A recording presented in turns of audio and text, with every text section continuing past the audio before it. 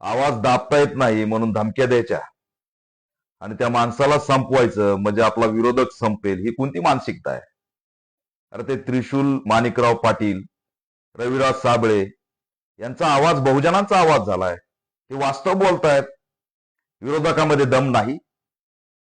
विरोधकाची खरी भूमिका सोशल मीडियातून तरुण मांडतायत आणि त्या आवाजाला दाबण्यासाठी धमक्या देणार, त्यांच्या घराची रेकी करणार.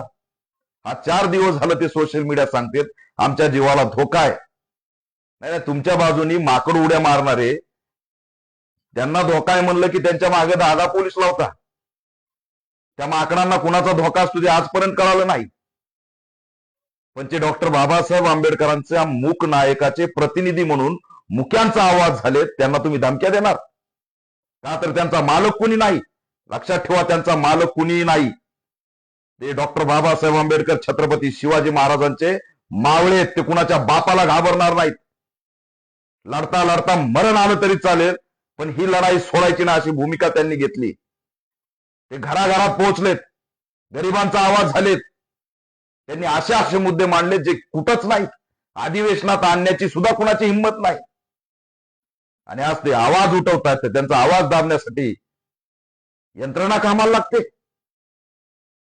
मी ठामपणे इशारा देतोय, लक्षात ठेवा, हे असले चिरकुट धंदे बंद करा.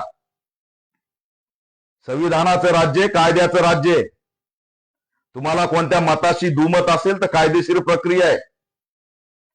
पण जर रेखी करणं, नामुक करणं, ढमुक करणं ही जर नौटंकी कराल तर कुणालाही इजी घेऊ नका. लक्षात ठेवा, रविराज साबळे आणि त्रिशूल माणिकराव पाटील आणि अनेक सोशल मीडियामध्ये क्रांतिकारक जे काम करतात ते तरुण, यांचा आवाज बहुजन झाले, तेवढं लक्षात ठेवा.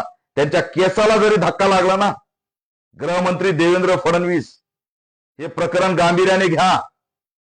त्यांच्या केसाला जरी धक्का लागला तर महाराष्ट्रामध्ये याचे तीव्र परिणाम झाल्याशिवाय राहणार नाहीत.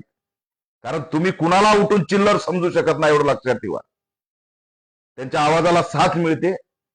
लोक रिॲक्ट होत आहेत. काय रिॲक्ट होत आहेत हे वाचून तुमची झोप उडाली. आणि हळूहळू ते जर असेच बोलत राहिले तर तिथं क्रांती येऊ शकते, याची भीती तुम्हाला वाटायला लागली. नाही, कोणताच विरोधक नको, ना पक्षीय विरोधक नको, ना अधिवेशनातला विरोधक नको, ना सोशल मीडियातला विरोधक नको. ही कोणती भूमिका असू शकते? तरुण लढतायत, बोलतायत, बोलू द्या. अरे उत्तर द्या ना, तुमच्यात हिंमत आहे तर. 10 15 हजार अकाउंट खुलून, तिथं फेक अकाउंट खुलून तुमच्या कार्यालयातून खेळ चालवताय, त्यापेक्षा जरा उत्तर द्यायला लोक उभा करा. तेवढी तर बौद्धिक क्षमता नाहीये उत्तर द्यायची बहुजनांच्या लेकरांना. म्हणून मन काय तर त्याला संपवायचं. मी दोन्ही जिल्ह्यातल्या रविराज साबळे आणि त्रिशूल माणिकराव पाटील या दोघांच्या जिल्ह्याच्या पोलीस अधीक्षकांना मागणी करतोय की यांच्या धमक्यांना गांभीर्याने घ्या. यांना ज्या धमक्या आल्या, त्यांच्या घराची जी रेकी झाली त्याबद्दल सखोल चौकशी करा आणि त्यांना पोलीस संरक्षण द्या. हे असंच इजी घेऊ नका. आणि त्यांना जर उद्या टार्गेट झालं, त्यांना जर काही झालं तर असं समजू नका की त्यांच्या पाठीशी कोणी उभा नाही. हा ठाकड्या पॅन्थर दीपक केदार त्रिशूल आणि रविराजच्या पाठीशी उभा आहे. याद राखा, कोणत्याही परिस्थितीत त्यांच्या केसाला जर टच झाला तर गाठ महाराष्ट्रातल्या बहुजनाशी, पॅन्थरशी आहे. बाबासाहेबांचं नाव घेऊन लढतायत, छत्रपती शिवाजी महाराजांचं नाव घेऊन लढतायत आणि त्यामुळे त्यांना आम्ही एकटं पडू देणार नाहीत. या व्यवस्थेच्या विरोधात लढतायत, मनुवादी व्यवस्थेच्या विरोधात लढतायत. ते धोरणावर बोलतायत, बोलू द्या. तुम्ही त्यांना रोखण्याचा प्रयत्न करू नका. हे सोपं वाटलं का? तर त्यांना कोणी नाहीये असं कसं समजता? लोक त्यांच्या पाठीशी आहेत, समाज त्यांच्या पाठीशी आहे, आम्ही त्यांच्या पाठीशी आहेत. दोघांनाही भेटायला येणार आहे आणि चळवळ उभा करणार आहे. असं कुणीही कुणाला एकटं समजायचं आणि संपून टाकायचं हे महाराष्ट्रात चालणार नाही. अरे आजपर्यंत अजित पवार यांचं काय झालं याचं पुढे येत नाही. हे तर आमचे साधे साधे पोर आहेत. पण यांना तुम्ही इजी घेऊन जर तुम्हाला वाटत असेल यांनाही आम्ही काहीतरी टार्गेट करू, तर हे होऊ देणार नाहीत. शेतकऱ्यांचे लेकर आहेत, शेती करतायत, भूमिका मांडतायत, जनजागृती करतायत, मुख्यांचा आवाज होतायत, मूक नायकचे ते आधुनिक प्रतिनिधी आहेत, क्रांतिकारकाच्या भूमिकेत आहेत, हल्लाबोल करतायत व्यवस्थेवर. तो हल्लाबोल तुम्हाला सहन व्हाय ना. शेतात दारे धरून, शेतात आपलं शेती आधुनिकपणे करून तिथून आंदोलन चालवतायत आणि असेच त्यांच्या माध्यमातून अनेक तरुण उभा राहतायत. हा आवाज तुम्हाला आता रोखला जाणार नाही, एवढं लक्षात ठेवा. हे फेक अकाउंटच्या माध्यमातून जे खाली लिहिलं जातंय ना, चला त्यांना नुसतं मुंडकं, कधी माकडाचं कधी कुत्र्याचं.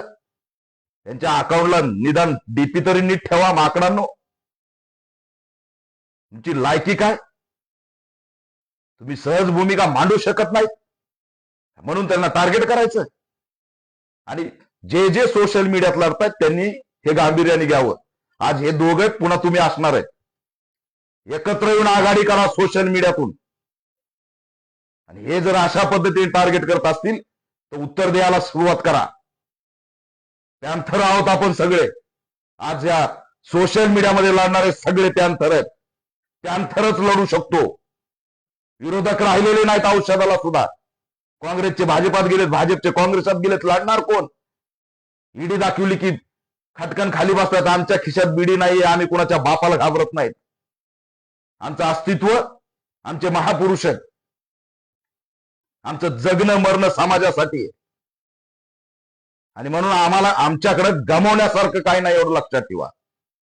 पण जे कोणी ज्याचे समर्थक आणि जे धमके देतात त्यांच्याकडे गमावण्यासारखं भरपूर आहे. आणि इथं कायदा आहे, कायद्याचं राज्य आहे. तो कुणालाही सोडत नाही. ही उदाहरणं डोळ्यासमोर आहेत. त्रिशूल आणि रविराजला मी भेटायला येतोय. हल्ला बोल थांबवायचा नाही, दोघालाही आव्हान करतोय. घाबरायचं नाही. अरे मावळे आहेत आपण, मावळे. मला अक्षरशः या ठिकाणी वेदना होत आहेत की लढणाऱ्याला वाली नाही म्हणून तुम्ही धमक्या देताय.